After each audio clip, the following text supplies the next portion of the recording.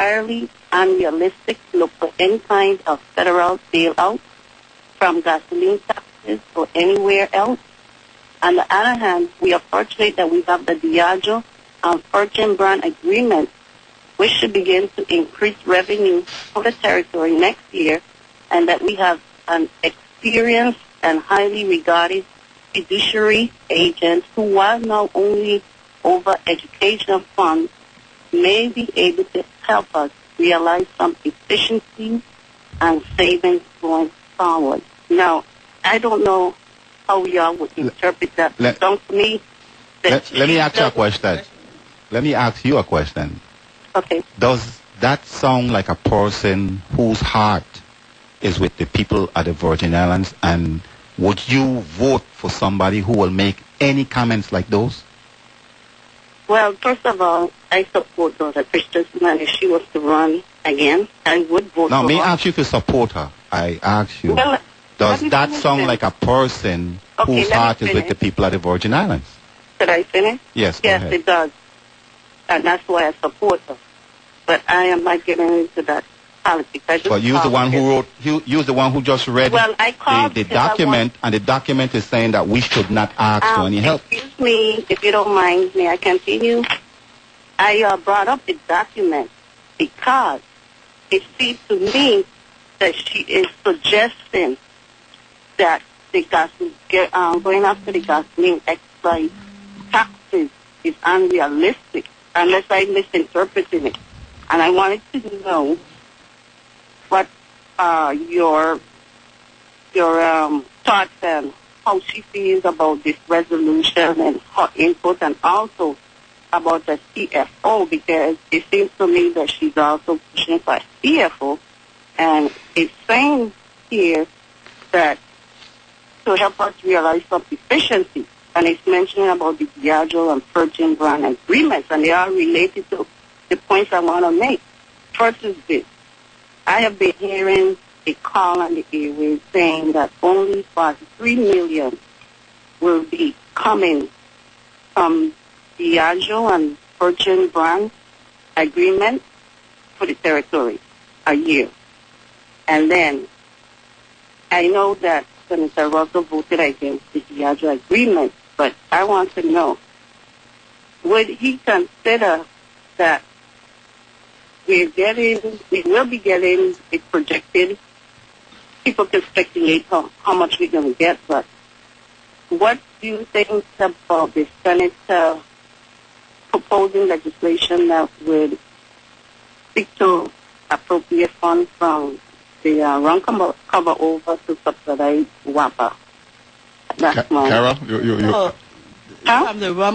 funds on the run cover over can't subsidize WAPA. That's not some of it.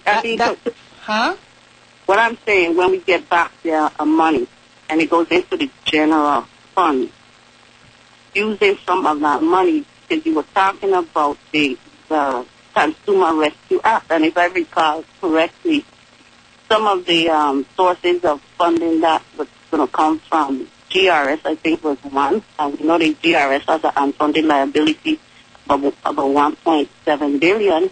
And he had some other things listed. I think the insurance guarantee fund. But you do recognize that the current resolution does not go to those sources. And I would say to you regarding Diageo, anybody that puts money in the pot to reduce the cost of energy to the citizens of the United States Virgin Islands is absolutely welcome. This is an additional and a source with considerably greater potential than what you referred to with the rum cover. So nobody is opposed to anything. If you take up a collection to help pay the WAPA, I'm sure the citizens of the Virgin Islands would welcome it. As far as unrealistic, having raised it, I will ask you, do you think the effort to get gasoline excise tax rebate is unrealistic? I can't say. I would just say okay. I want to cut to the chase. I want to answer the lady. I really want to answer you, because I think as a resident, I'll forever. I know you're a long-time resident of the Virgin Islands and St. Croix, right? I know you are. I know you are. I know you are. And I know you have realized the burden and the pain of paying a high electric bill from the year 2000 when we were trying to sell WAPA to Southern Energy. And just this is where history comes in. I ain't going to belabor the point. But from then until now, we have been experiencing this burden. Okay? I want, just like how you referenced this letter from the delegate, and with all respect to the delegate, all due respect to her, I totally disagree with her sentiments. And I'll tell you why.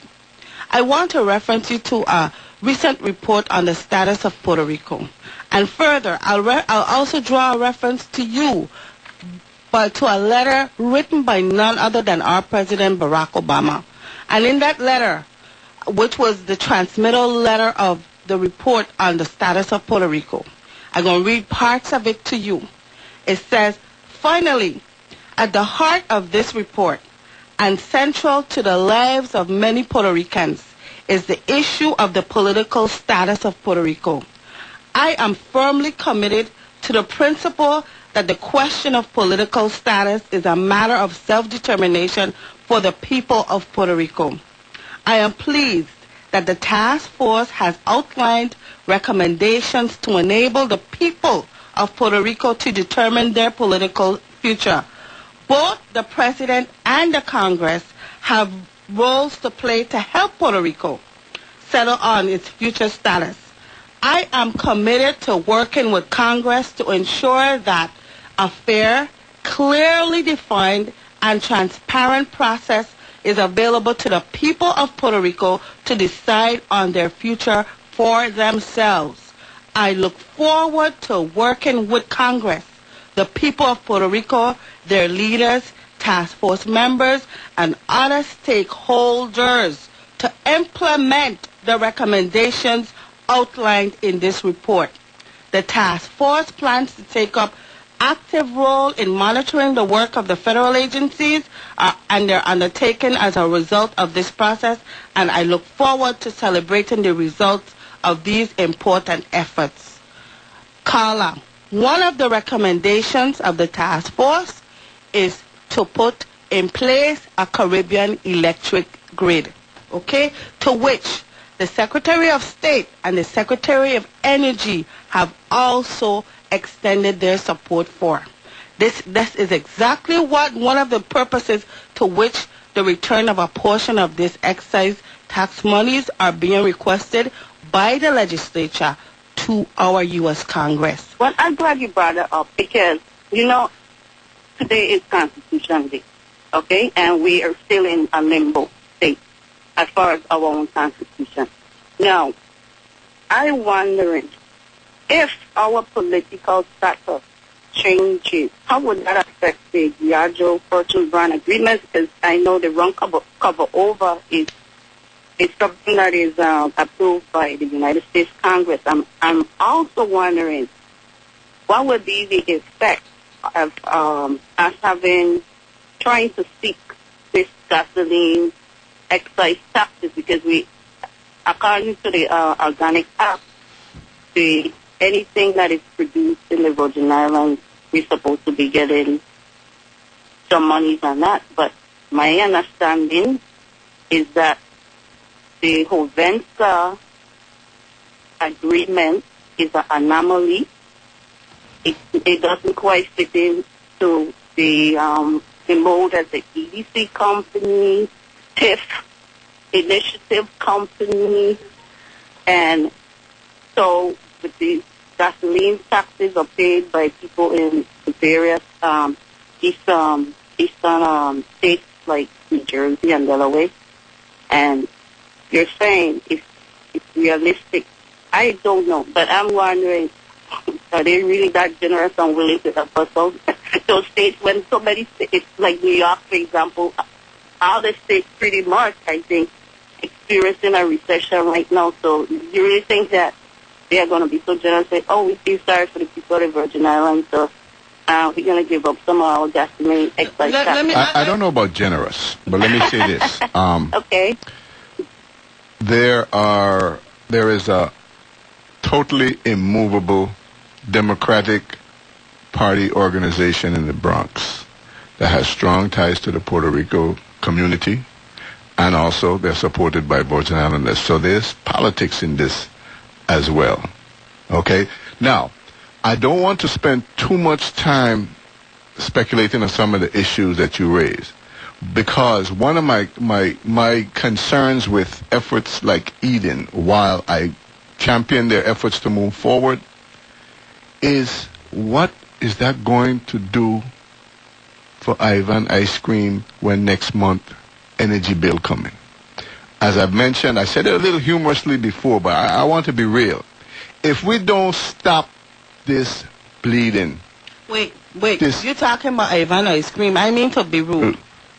But look at Island Dairies. Yeah. Add them all in. Okay? Add them all in. Island Dairies. When I was born, Island Dairies existed, okay? And I've been eating from Andrews and Andrews' descendants up to, from the time I was a little boy up to last month, okay? Now, the point is, whichever favorite business that you mention that has died, you can't bring them back. We have to stop the bleeding. So debating about likelihood, let's try everything at our disposal. Let me tell you about likelihood, Roy. You asked a question if you think I see it as realistic, and I can't say no. I just think that we should try everything. Thank you very much. Well, this is one of the things we're trying. Thank you very much. And let me say this, and this is not being expressed disparagingly, but I know some years back, our Congress lady was unable to vote in Congress. And when the Democrats were in control, she was allowed to vote. Today, what is her voting status? What is her voting status? And I said it to say that Congress is a dynamic and fluid entity. Okay? None of us have a looking glass to say, go and stop. You got to be willing to try. You will never know if you never make an attempt at it. To say that the rum cover-over going to be threatened as a means of stopping the effort, come on. I don't buy it. I absolutely don't buy it. But I'm just saying, based on this letter that I'm reading, it doesn't sound like you have... I believe in the that is one person you talking to Congress. Yeah, she's one. The whole Virgin Islands legislature sent a resolution. And also, I don't know where the governor stands, but I know, and it's on the record. I know where President stands. Every ratepayer knows where they stand. And that. Okay. They feel it in the pocket every month. You know something, Carol? But we can't stop there. Regardless of what she said about Donna Christian, we gonna move forward. We have to. We want the delegate to join us. Don't get us wrong. That's right. But if she doesn't, it can't stop us. The process. It has to go. And her opinion ain't counting. Has to go for nothing. forward. Her opinion about this time and that, we ain't even worrying about that. We got to move forward. And even if the governor's not aboard, the one group we know that understands is people who line up to pay their WAPA bill every month, and that's the concern here. Well, I agree. We need to have the support of everybody. We gonna go cut you right now and go to the next caller. Attitude towards Donna Christensen. Who has a hostile attitude? Why would you characterize? Not you. The other caller. No, ain't gonna other caller. Me and Donna Christian is good. Not the caller. The other hope. Who's always butting in and so disrespectful. We don't gotta cut you loose just now. Easy. Thank you for calling. I support the effort to address the NIAC issue, okay? Thank you. That's where we all are. Hey, Roy, listen here, right? Donna Krishna know me very well. We very good friend, her husband and everything. Okay, we have hanged out together at the same parties and everything, right? But not because me and you is good friend, and I respect you highly, that I am going to not disagree when you're doing something wrong. Okay, if Donna Christian said that she don't think that this is the right time, that's her opinion, and I disagree with that. That's all. But she's still my good friend, and I still love her. So ain't nothing about I against Donna Christian for anything. Me and the governor is good, but I disapprove of some of the things that he does. But we hear people crying for help. How could we not respond? Amen. Not respond. Come on, man. Good morning, caller. You're on Beyond Politics. Good morning. Good morning. Hey. Carol. Yes. Good morning again. Good morning to you. Special good morning to you. Do I have my boy Hugh there? I am right here. Hugh, how are you this morning? I'm doing well. All right, like to hear that. And my boy Dilemma.